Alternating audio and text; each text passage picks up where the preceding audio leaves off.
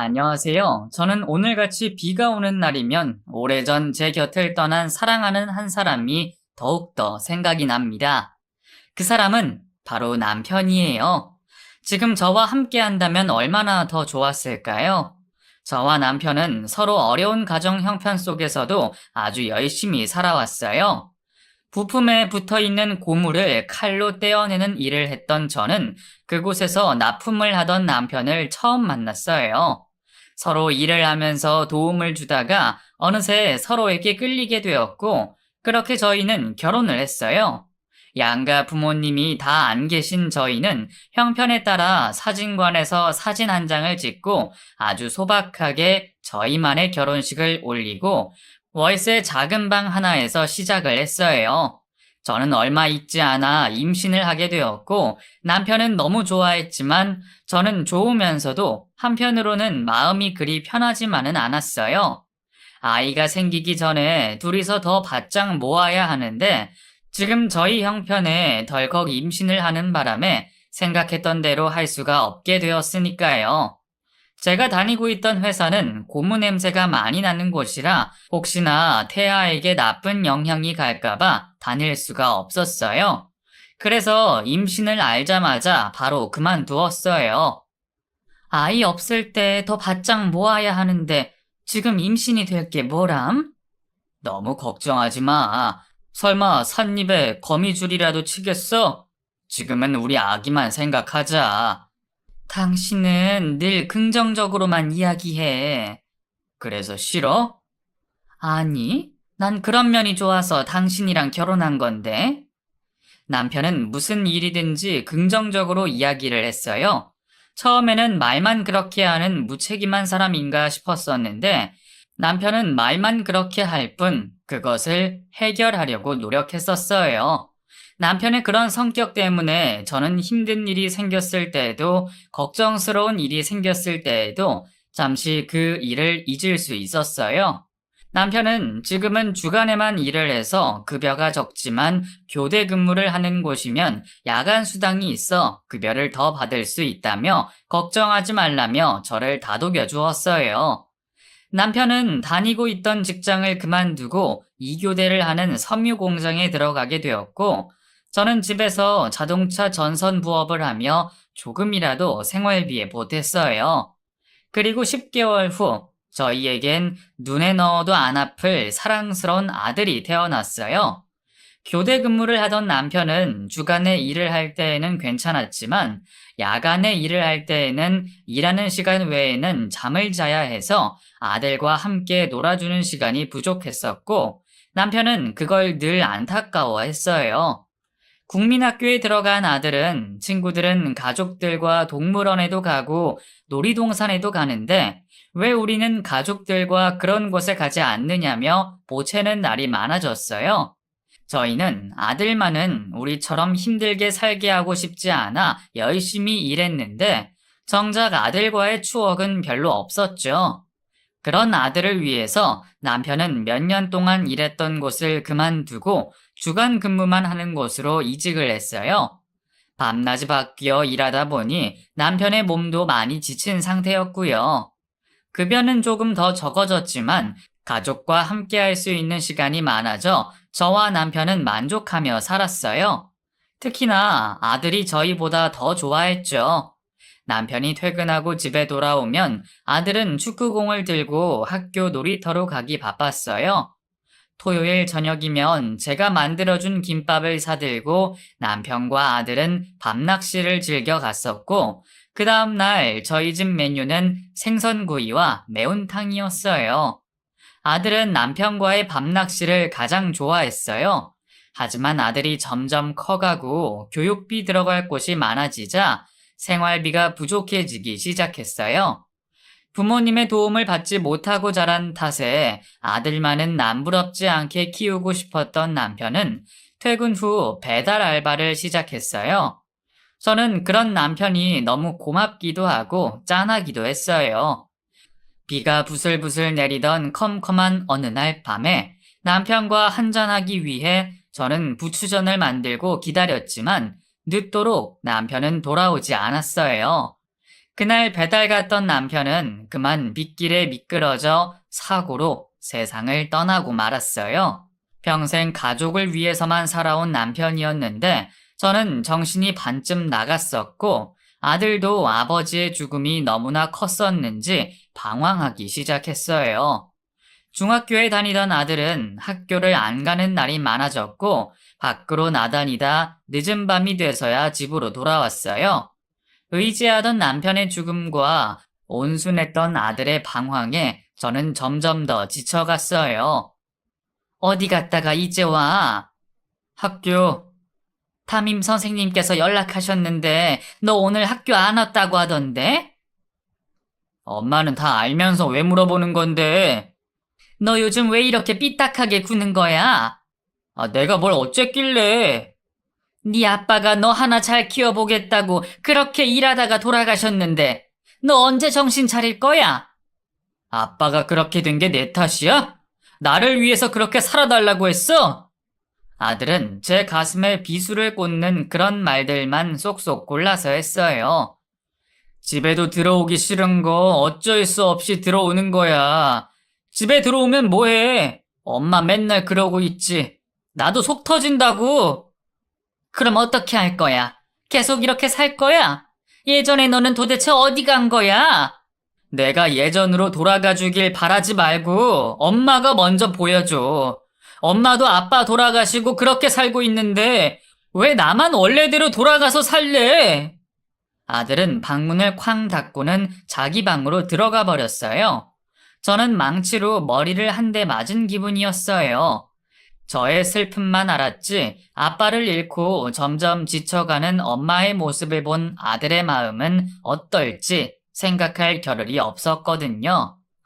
다음 날 저는 구인 광고지를 살펴봤지만 아들을 키우느라 살림만 해서 경력도 없고 나이가 많아서 갈 수 있는 곳이 별로 없었어요. 다행히 집 근처에 있는 한 기사식당에서 홀서빙을 구한다는 구인 광고를 보고 바로 전화를 해 그곳에서 일을 하게 되었어요. 아들도 제가 열심히 하는 모습을 보고 느끼는 게 있었는지 다시 마음을 다잡고 학교에 다니기 시작했어요. 오랜만에 일을 하는 거라 매 순간이 긴장의 연속이었어요. 손님 테이블에 음식이 담긴 그릇을 놓을 때면 내용물이 쏟길까봐 조심조심 엉거주춤할 때가 엊그제 같았는데 어느새 몸에 익어 몇 테이블의 손님은 동시에 받을 만큼 요령도 늘었어요. 한 달에 한 번 식당 휴무일에 오랜만에 동네 지인을 만났어요. 오랫동안 같은 동네에서 살면서 알게 되었고 남편이 죽고 난 후에도 여러모로 저에게 도움을 많이 준 고마운 사람이에요. 그날 저는 지인으로부터 자기와 함께 일해보지 않겠냐고 제안을 받았어요. 그곳은 지인이 운영하는 피부관리샵이었어요. 말 나온 김에 자기 샵에 들려보자며 저를 데리고 갔어요. 샵은 저희 집에서 그리 멀리 떨어져 있지 않은 곳에 있었어요.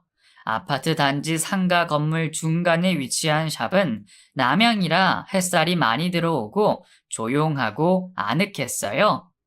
피부 관리할 때 쓰는 제품들의 냄새 때문인지 마음을 편안하게 하는 좋은 향기까지도 났죠.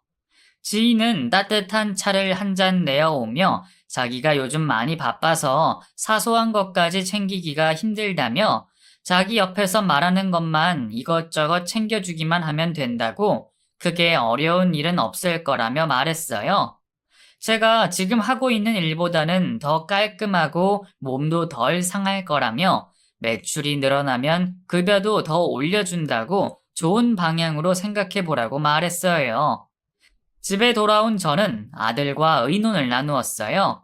아들은 식당에 일하면서 여기저기 안 아픈 곳이 없었던 제가 샵에서 일하기를 원했었고, 저 또한 미래를 위해서는 그게 더 나을지도 모르겠다는 생각이 들었어요.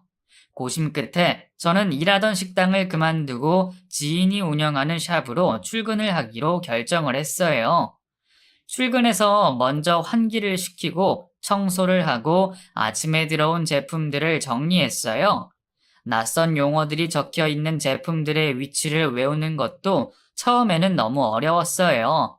제품들을 눈에 하나하나 익혀갈 때쯤 샵의 제품들의 재고 파악도 하게 되고, 이제는 샵에 필요한 것들을 주문하는 일도 하게 되었어요.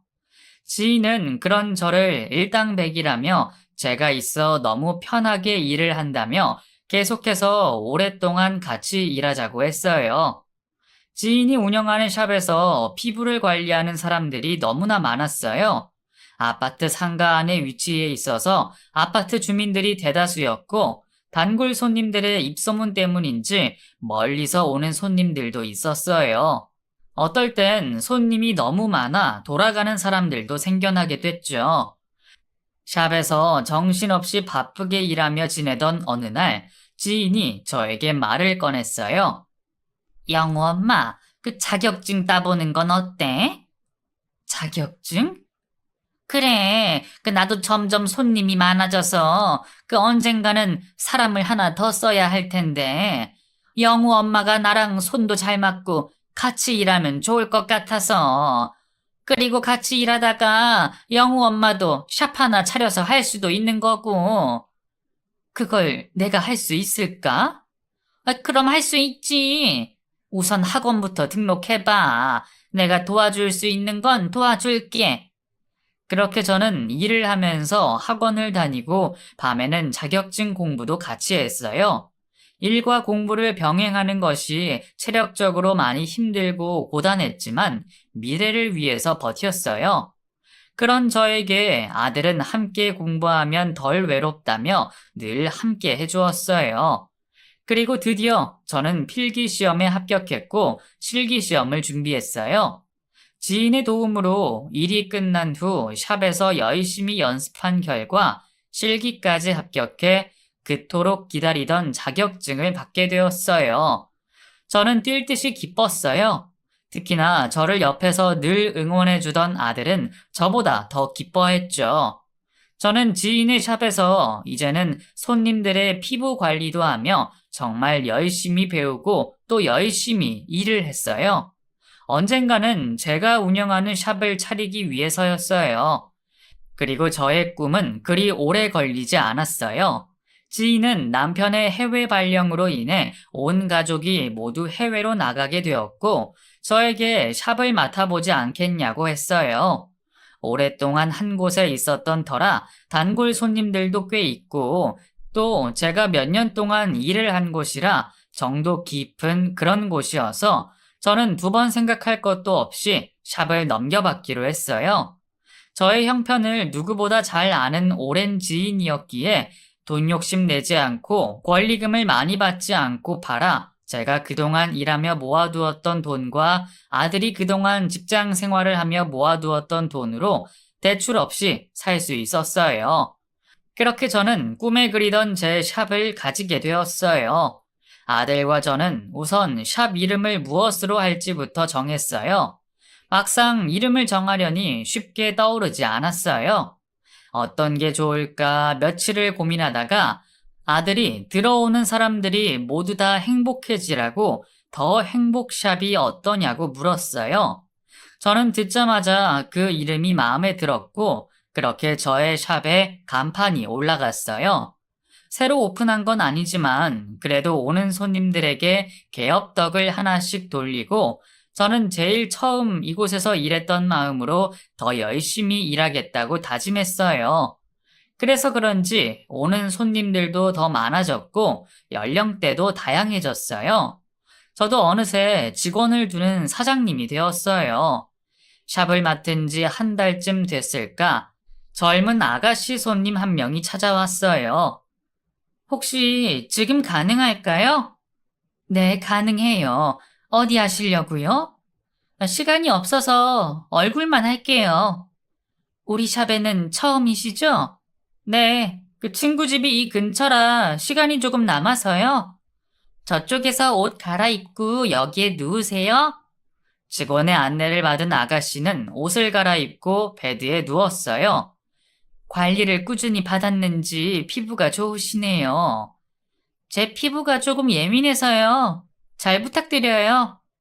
네, 걱정 마세요. 저는 아가씨의 얼굴에 화장을 깨끗이 지우고 오일로 마사지를 했어요. 얼굴을 손가락으로 둥글둥글 굴리고 어깨와 팔뚝도 부드럽게 안마해 주었어요. 그리고 마지막으로 얼굴에 팩을 해주며 마무리를 했어요. 다음에 또 와요. 그렇게 젊은 아가씨 손님은 떠났고 정말 제 말처럼 그 아가씨는 다음날 오픈하자마자 나타났어요. 검정 모자를 푹 눌러 쓰고 얼굴을 검정 스카프로 돌돌 감은 채 어서 오세요. 저 아시죠? 누구신지... 아가씨는 얼굴을 돌돌 둘렀던 검정 스카프를 풀고 모자를 벗었어요. 어제 저에게 관리를 받고 갔던 그 젊은 아가씨였어요. 이게 뭐예요, 아줌마? 제 얼굴 좀 보세요. 아가씨는 얼굴을 내밀며 퉁퉁거리며 고래고래 소리를 질렀어요. 아가씨의 얼굴과 목은 빨갛게 군데군데 올라와 있었어요. 아니, 이게 어떻게 된 거예요? 그걸 몰라서 묻는 거예요? 여기에서 피부 관리 받았다가 이렇게 된 거잖아요. 이제 이거 어쩔 거예요? 이렇게 해서 밖에 어떻게 다니냐고요? 샵에 있던 손님들이 웅성웅성 거리기 시작했어요. 지금 여기서 제가 몇 년을 하고 있지만 이런 적은 단 한 번도 없었는데 아가씨 너무 미안해요. 미안하다면 다예요? 저 이것 때문에 출근도 못하고 스트레스 받아서 미쳐버릴 것 같다고요. 어떻게 책임지실 거예요? 네? 미안해서 어쩌지? 정말 너무 미안해요. 그때 제 옆에 같이 있던 단골 손님이 한마디 거들었어요.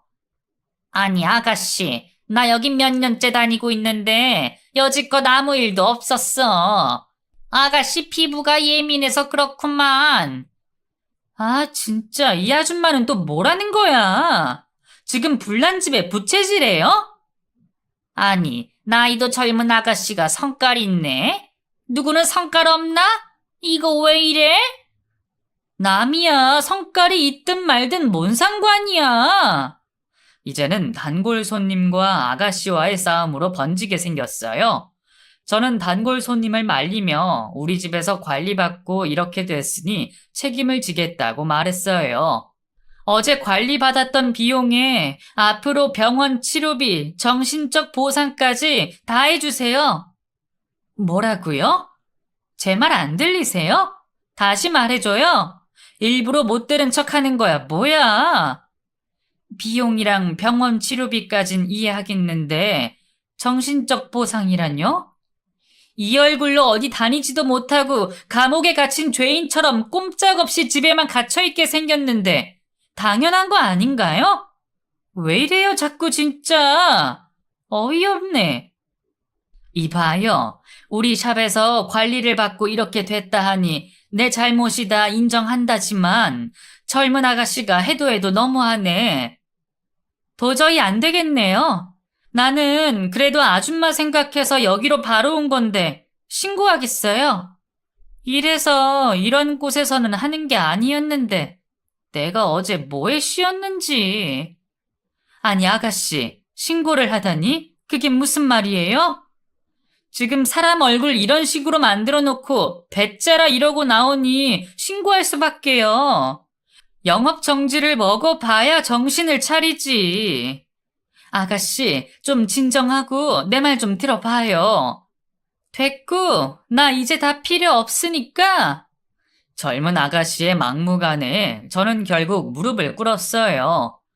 내가 이렇게 사정할게. 아가씨 말한 대로 다 보상해 줄 테니까 그만 기분 풀어요. 다 내 잘못이야. 진작에 그렇게 하실 것이지.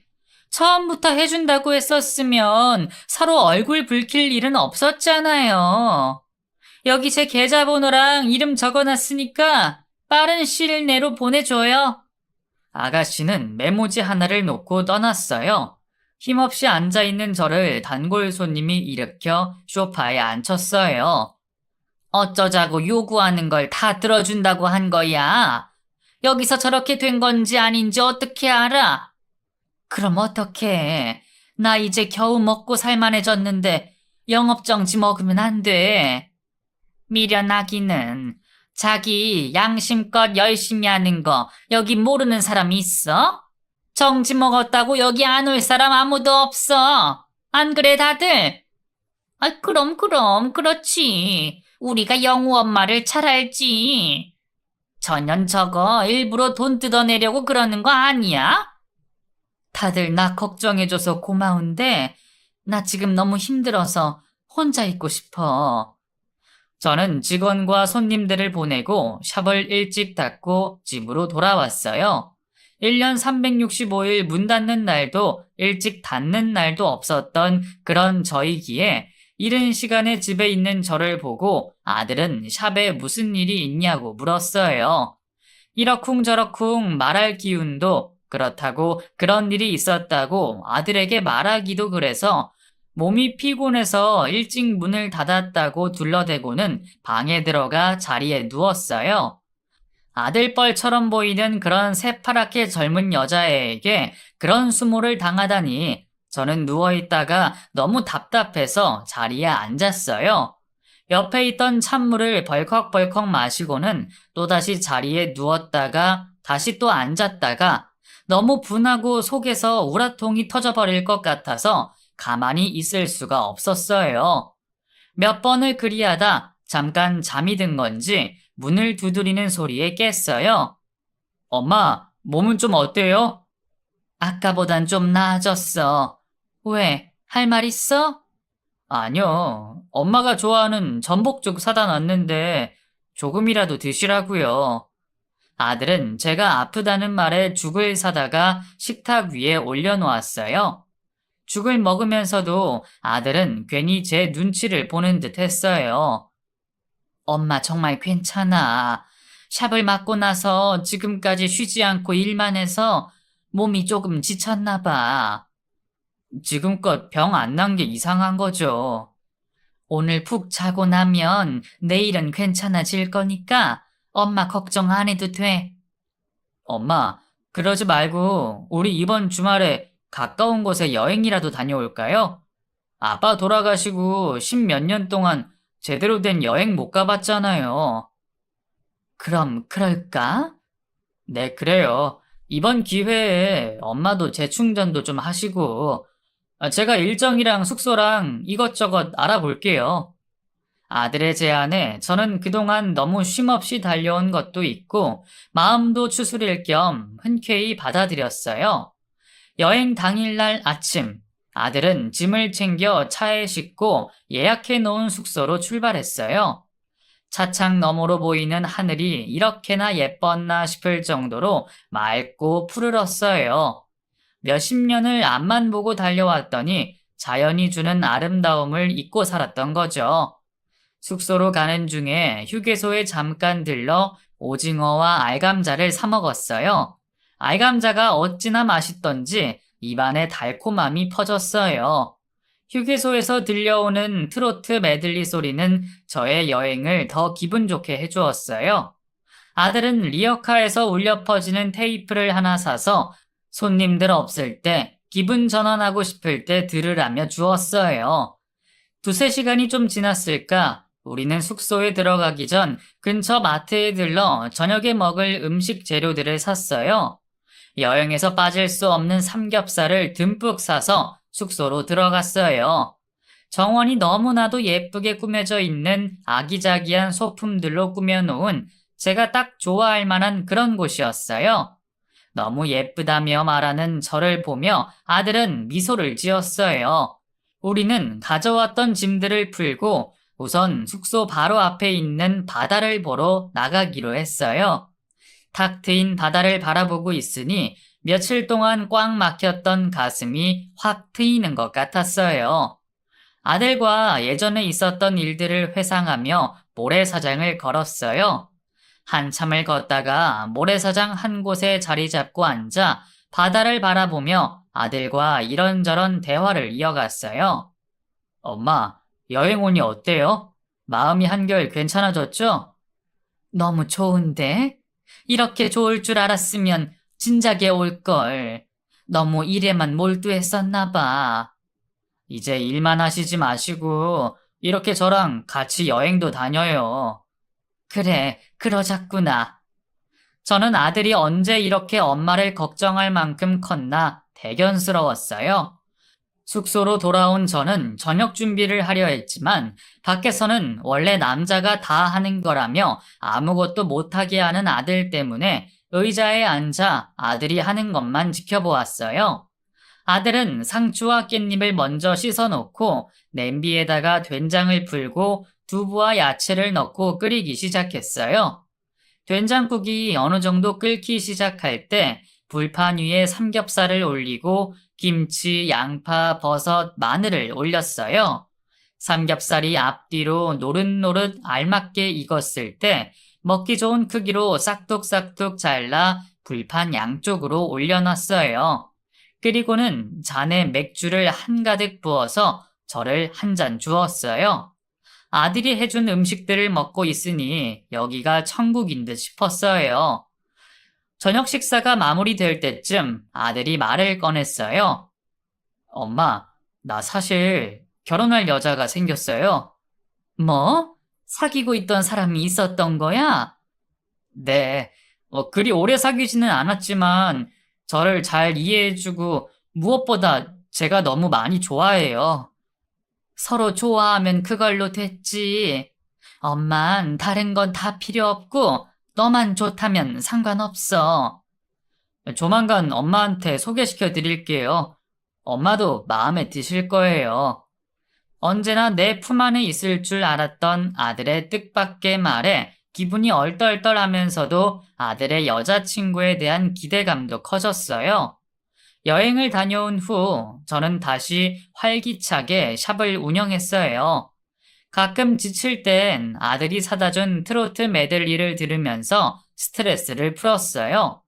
그 아가씨의 일이 조금씩 잊혀질 때쯤 아들이 지난 여행에서 이야기한 결혼할 여자를 소개시켜 주기로 했어요. 저는 샵에 들렸다가 아들과 식당에서 바로 만나기로 했어요. 어떤 옷이 더 나을까 이것저것 입어본다고 옷장에 있던 옷들은 거의 다 꺼내보았을 거예요. 그 중에서 제일 잘 어울리는 원피스를 하나 입고 식당으로 갔어요. 제가 약속 시간보다 먼저 온 건지 예약한 룸에는 아직 아무도 없었어요. 저는 긴장이 되어 앞에 놓여있던 물을 연신 마셨어요. 얼마쯤 지나고 문이 열리더니 아들이 들어왔고 뒤따라 아가씨도 들어왔어요. 저는 자리에서 일어나 고개를 드는 순간 깜짝 놀라고 말았어요.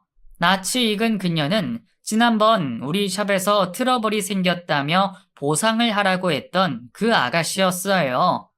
저는 잘못 봤나 싶어 몇 번을 다시 봐도 그 아가씨가 맞았어요. 저는 샵에서 있었던 일들이 주마등처럼 지나갔어요. 여긴 우리 엄마, 여긴 김미수. 처음 뵙겠습니다.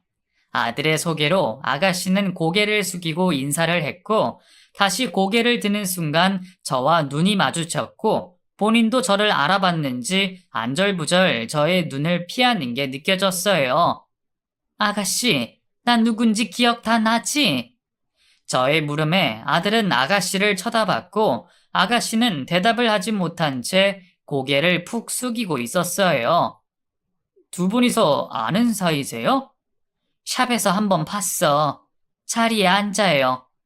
저는 다리가 후들후들거리고 손이 달달 떨렸지만 아무것도 모르는 아들을 위해 자리에 앉았어요. 방에는 잠깐의 침묵이 흘렀고 주문한 음식들이 나오기 시작했어요. 지금 하는 일은 뭔가요? 유치원에서 일하고 있어요. 아이들을 상대하려면 힘들겠네. 아니에요. 이것도 좀 들어요. 엄마, 미수는 새우 알러지가 있어서 못 먹어요. 아들은 내가 건네주는 새우를 자기 쪽으로 옮겼어요. 안 그래도 지난달에 미수가 새우가 든 음식인 줄 모르고 잘못 먹는 바람에 알러지가 올라와서 병원 다녀오고 난리도 아니었어요. 언제? 언제였지? 우리 여행 다녀오기 며칠 전쯤이었을 거예요. 순간 옆에서 안절부절 못하던 아가씨는 들고 있던 숟가락을 떨어뜨리더니 급기야 자리에서 일어나 바닥에 무릎을 꿇으며 저에게 사죄를 하기 시작했어요. 어머니, 그땐 제가 너무 죄송했어요. 미수야, 무슨 일이야? 갑자기 왜 이래? 일어나. 아니야, 내가 잘못한 게 있어서 그래. 어머니 죄송해요. 용서해 주세요. 아가씨는 일어나라는 아들의 말에도 고개를 숙이며 죄송하다고 말했어요. 우리 샵에서 관리를 받고 나갔던 아가씨는 그날 새우가 든 음식을 잘못 먹었었고, 새우 때문에 올라온 알러지를 미리 알지 못한 채 피부 관리를 잘못했다며 샵에 와서 그 난리를 피우며 보상을 요구했던 것이었어요. 저는 정말 기가 차고 피가 거꾸로 솟는 기분이었어요. 사람을 속여도 유분수지 사람을 이런 식으로 속이다니. 나이도 얼마 먹지 않은 이 새파란 젊은 여자아이한테 내가 무릎을 꿇어가며 사정을 하고 내가 그런 수모를 당했다니 저는 도저히 참을 수가 없었어요. 나는 더 이상 이야기할 것도 들을 것도 없고 오늘 있었던 일은 없었던 걸로 하죠. 저는 그 자리를 박차고 나와 집 근처 식당에 들러 소주를 한 잔을 했어요. 따르르릉 전화기가 계속해서 울렸어요. 영우 엄마, 전화 안 받아? 영우 계속 전화 오는데. 안 받아도 돼. 아유, 왜 그래? 도대체 무슨 일이야? 영우 결혼할 여자 소개받으러 간다고 그리 기분 좋게 하고 나가서는 이게 다 무슨 일이래? 그러게, 세상에 별일이 다 있네. 저는 술을 계속 들이부었어요. 인사불성이 된 저를 아들이 업고 집으로 돌아왔어요. 다음 날 아침 저는 깨질 듯이 아픈 머리를 붙잡고 거실로 나왔어요. 아들이 해장하라고 만들어 놓고 간 콩나물국을 한 사발을 들이켰더니 머리도 속도 조금 풀리는 듯 했어요. 그날 저녁 퇴근하고 돌아온 아들은 저에게 대화를 하자며 다가왔어요. 엄마, 도대체 미수랑 무슨 일이 있었던 거예요? 왜? 걔가 아무 말도 안 해? 아무 이유 없이 울기만 해요. 이것저것 이야기할 필요 없이 걔랑 헤어져. 무슨 말씀이세요? 헤어지라뇨?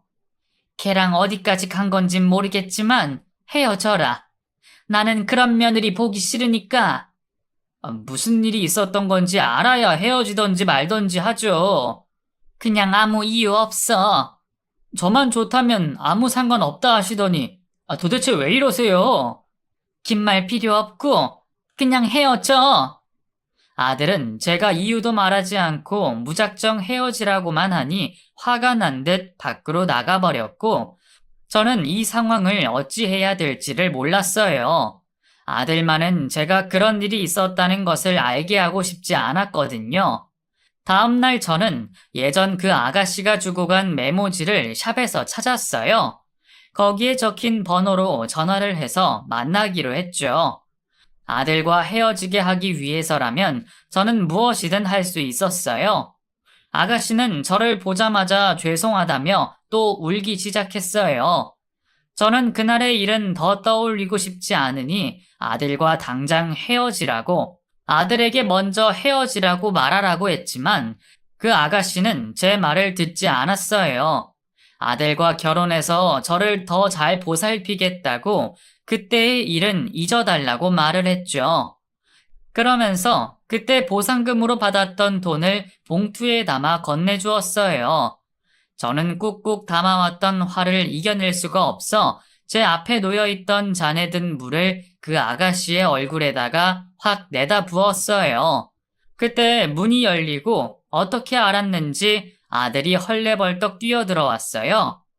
미수야, 괜찮아? 엄마, 이게 무슨 행동이세요? 네가 여기 웬일이야? 엄마, 제가 알고 있는 엄마 맞으세요? 이러신 분이었어요? 대체 왜 이러세요? 아들이 나를 무릎 꿇게 했던 그 아가씨의 얼굴을 닦으며 아가씨 편을 들자 저는 더 이상 화를 주체할 수가 없었어요. 천연 때문에 내가 무슨 일을 겪었는지 네가 알기나 해? 엄마, 내가 천연 때문에 무릎까지 꿇었다고 알기나 하냐고? 내가 이런 것까지 너한테 다 알려줘야겠니?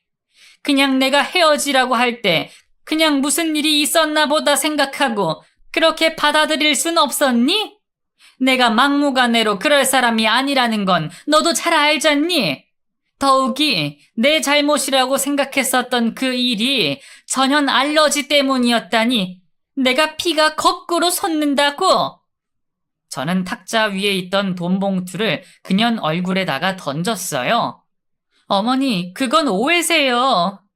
오해? 무슨 오해? 새우 때문에 알러지 올라온 것을 우리 피부샵 문제라고 그렇게 와서는 나한테 몰아붙이더니 보상 안 해주면 신고해서 영업정지 먹게 하겠다고 그래 놓고선 뭐 오해? 이게 무슨 개뼈따기 같은 소리야? 아니에요. 그건 정말 피부 관리를 받고 나서 그렇게 된 거예요. 정말이에요. 믿어주세요. 그게 진실이든 아니든 나는 더 이상 네 얼굴 볼 일 없었으면 좋겠구나. 아니, 엄마, 이게 다 무슨 일이에요? 아들은 어안이 벙벙한 채로 서 있었고 저는 다시는 그렇게 살지 말라며 그년의 머리통을 흔들어 놓고선 그곳에서 빠져나왔어요.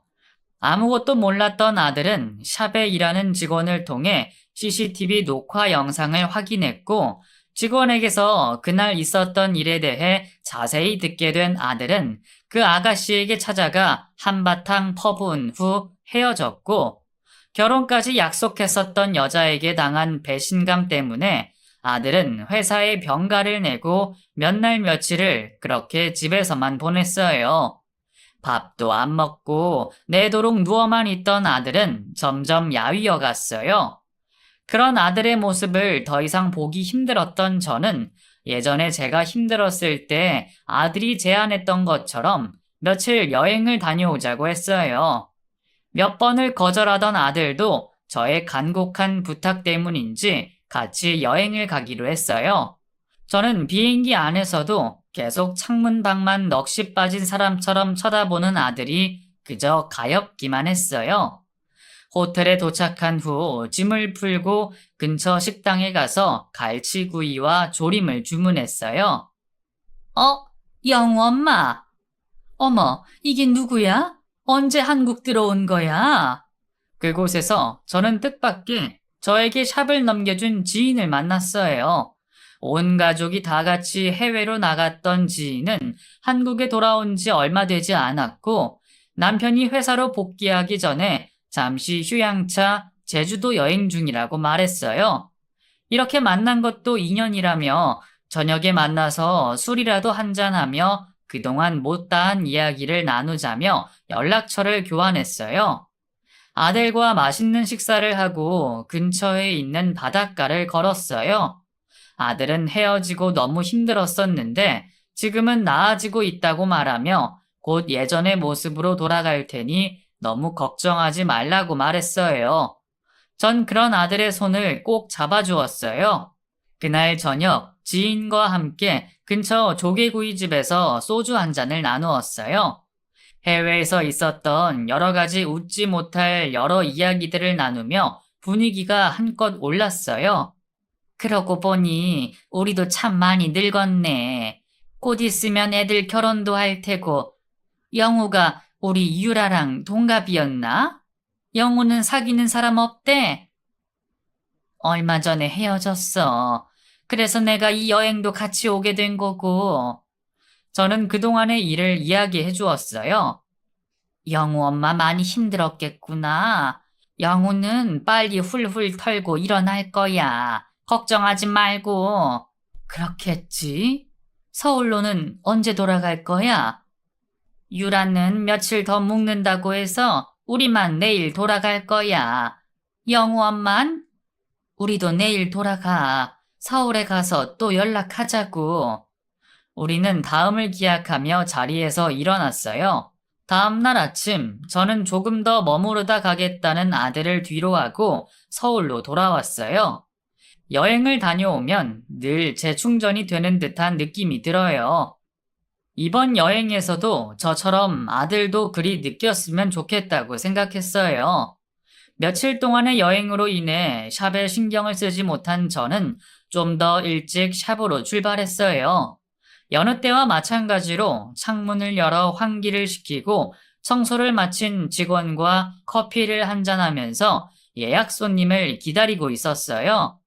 최근에 너무 자주 문을 닫는다며 한 소리씩 하는 단골 손님들에게 제주도에서 사온 초콜릿으로 입막음을 하고는 언제 힘들었냐는 듯이 활기차게 일을 시작했어요. 그렇게 일주일이 지나고 제주도에서 아들이 올라왔어요. 아들도 역시 다시 예전의 모습으로 돌아왔고 그런 아들이 너무나 기특했어요. 우리 모자에게는 언제 그런 일이 있었냐는 듯이 제가 운영하는 샵은 나날이 더 손님들로 북적북적거렸고 아들은 회사에서 참여한 프로젝트가 대박이나 인센티브를 많이 받게 되었어요. 이제 아들이 좋은 짝을 만나 결혼을 한다면 더할 행복은 없다고 생각했어요. 며칠이 지난 후 해외에서 돌아온 지인의 집에 초대받은 저는 아들과 함께 백화점에 들러 집들이 선물 하나를 사고 지인의 집으로 갔어요. 지인의 집이 가까워질수록 아들은 아는 친구가 이 근처에 산다며 두리번 거렸어요. 이윽고 지인의 집에 도착했을 때 아들은 깜짝 놀랐어요. 엄마, 혹시 이 집이에요? 응, 이 집이야. 어서 들어가자꾸나. 엄마, 잠시만요. 잠시만 있다가. 어서 와. 오는데 힘들었지? 현관문을 열고 지인이 반겨주었어요. 안녕하세요. 네가 영우구나. 반갑다. 어서 들어오렴. 집으로 들어간 아들은 안절부절하지 못했어요. 저는 아들이 왜 저러나 괜히 신경이 쓰였죠. 식탁에 둘러앉아 준비한 음식들을 먹을 때에도 아들은 음식을 잘 먹지 못했어요. 한참 음식을 먹고 있는데 초인종이 울렸어요. 아마 우리 딸일 거야. 오늘 늦는다더니 일찍 왔나 보네. 다녀왔습니다.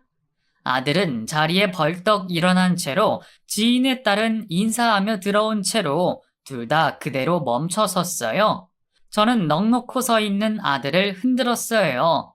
대체 왜 그러는 것인지 저와 지인은 아이들의 이야기를 들은 후에야 아이들이 왜 그랬는지 알 수 있었어요. 제주도 여행을 갔을 때 혼자 더 있겠다던 아들과 가족들은 먼저 보내고 며칠을 더 묵었었던 지인의 딸은 같은 호텔에서 묵게 되었고 식당과 수영장, 카페에서 여러 번 마주쳤었는데 서울로 돌아오는 비행기에서도 옆자리였다고 해요. 그때에는 그것들을 아무렇지 않게 생각했었는데 서울로 돌아온 후 이별의 슬픔에 빠져있던 아들을 직장 상사가 아는 후배라며 소개시켜주는 자리에 지인의 딸이 나타났고 둘은 연인으로 발전한 상태였어요.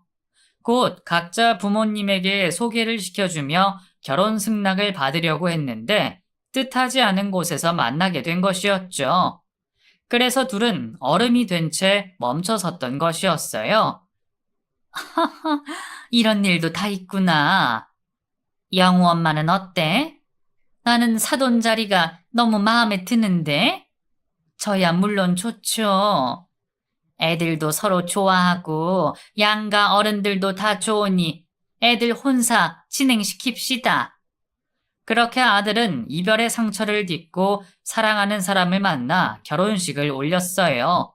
남편이 제 옆에 있었으면 더 좋았을 결혼식이었지만 남편은 하늘에서 늘 우리를 지켜봐주고 있겠죠? 당신이 남부럽지 않게 잘 키우고 싶었던 아들 행복하게 잘 살고 있는 거 보이지? 앞으로도 당신 위해서 행복하게 잘 살 테니까 당신도 우리 가족 잘 보살펴 줘야 해. 지금까지 긴 제 이야기를 들어주신 청취자 여러분, 감사합니다.